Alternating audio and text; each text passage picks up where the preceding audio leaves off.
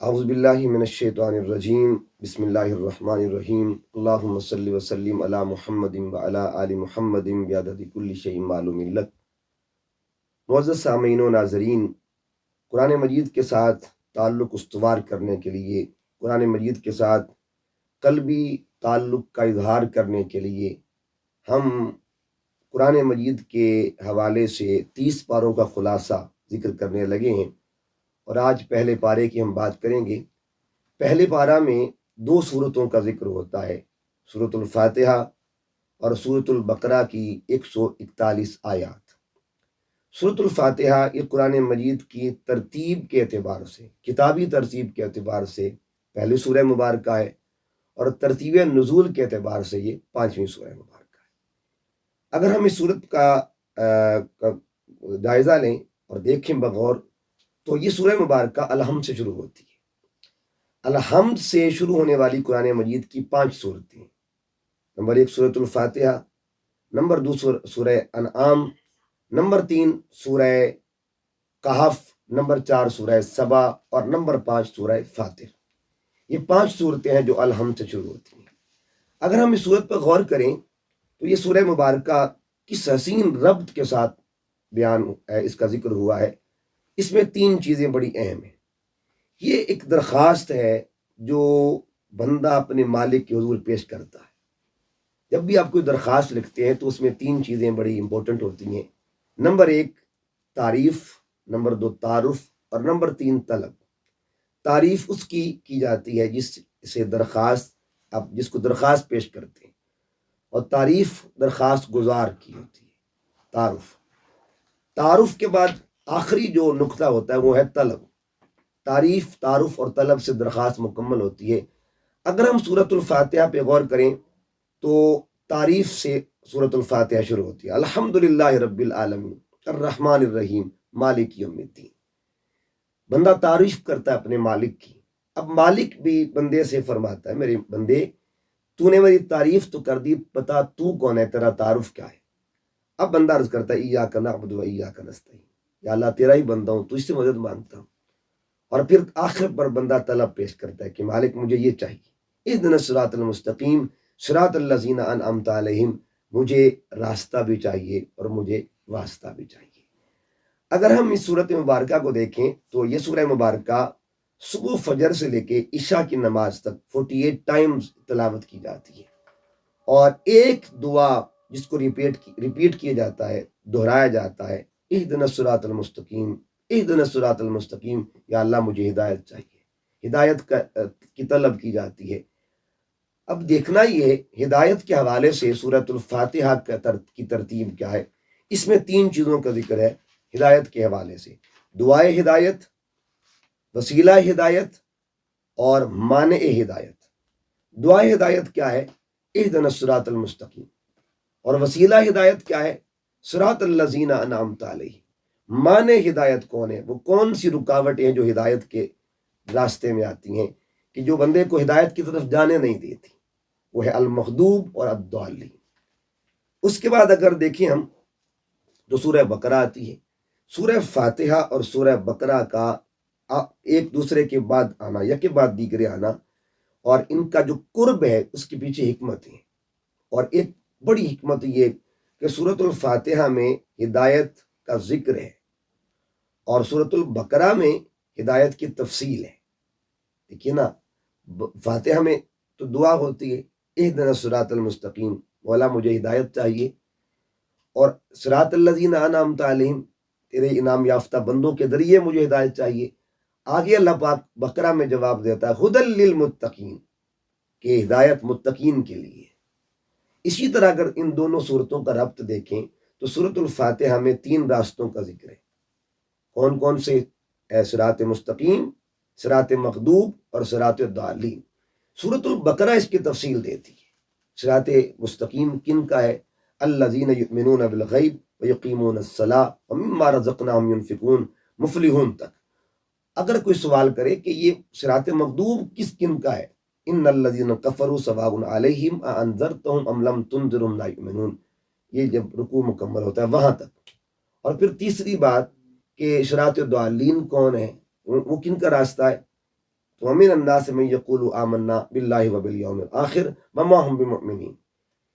آگے جب آپ جاتے ہیں دوسرے رکوع میں اللہ رب العزت عبادت کا ذکر فرماتا ہے اور مظاہر فطرت کا ذکر ہوتا ہے وہاں پہ، اور ساتھ ہی آگے جا کے قرآن مجید کے چیلنج کا ذکر ہوتا ہے، فاتو بصورت من مثلہ، یعنی اللہ تعالیٰ اپنے بندوں کو پیغام دے رہا ہے کہ جب کلام خداوندی کا جز اتنا بے مثال ہے تو کل کلام خداوندی کتنا بے مثال ہوگا۔ آگے حضرت آدم کا ذکر آتا ہے، اور حضرت آدم علیہ السلام کا جب ہم ذکر کرتے ہیں تو اس کے بھی مختلف عنوانات بنتے ہیں ذکر آدم کے اعتبار سے۔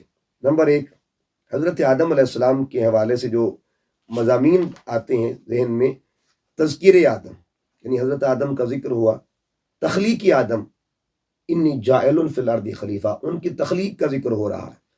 پھر تائید آدم، اللہ نے خود حضرت آدم علیہ السلام کی تائید کی جب فرشتوں نے کہا تھا مولا یہ تو خون بائے گا، فساد کرے گا۔ اس کے بعد ہے تعلیم آدم، وعلم آدم الاسماء، تغلیب آدم، کہ سارے فرشتے جو تھے انہوں نے کہا مولا ہمارے پاس اتنا علم نہیں جتنا علم تیرے آدم کے پاس ہے، غلبہ اللہ نے حضرت آدم کو دیا۔ پھر تشہیر آدم، حضرت آدم کا ذکر اللہ نے خود مشہور کیا۔ پھر تعظیمی آدم، فرمایا اسجدوا لآدم، فرشتوں سے کہا کہ آدم کو سجدہ کرو۔ اللہ رب العزت نے یہ سارے مقامات حضرت آدم علیہ السلام کو عطا فرمائے۔ آگے جب دیکھتے ہیں تو تعلیم کے اعتبار سے ایک بڑی دلچسپ بات ہے کہ حضرت آدم علیہ السلام کو اللہ نے ایجوکیشن بھی دی، اور اس کے بعد اگلا مرحلہ آتا ہے پریزنٹیشن کا، اس کا اظہار بھی کروایا۔ پریزنٹیشن کے بعد ایک تیسرا درجہ آتا ہے اپریسیشن کا، اللہ نے ان کی حوصلہ افزائی بھی کی جب فرمایا کہ میرے آدم کو سجدہ کرو۔ آگے جو رکوع نمبر 4 جہاں مکمل ہوتا ہے، پھر حضرت یعقوب علیہ السلام کی اولاد، یعنی اولاد یعقوب کا تذکرہ ہوتا ہے، بالخصوص بنی اسرائیل کا تذکرہ ہوتا ہے۔ بنی اسرائیل کے انعامات جو ان پر اللہ پاک نے انعامات فرمائے ان کا تذکرہ ہوتا ہے۔ پھر اگلے رکوع میں حضرت موسیٰ علیہ السلام کے اس معجزے کا ذکر ہے جب قوم نے آ کے پانی مانگا تھا، اجتماعی طور پر قوم آئی تھی تو وسیلہ پیغمبر سے اللہ نے ان کو پانی عطا کیا۔ تو اجتماعی طور پر نبی کا وسیلہ اختیار کرنا یہ قرآن کی تعلیم ہے۔ پھر اس کے بعد مذاہب اربع کا ذکر ہوتا ہے جہاں 7واں رکوع مکمل ہوتا ہے۔ پھر اس کے اگلے رکوع میں ذبح بقرہ، گائے کے ذبح کرنے کا تذکرہ ہے، اور اس کی حکمتیں کیا تھیں کہ جس دور میں گائے ذبح کرنے کا حکم دیا گیا اس دور میں گائے کی پرستش ہوتی تھی۔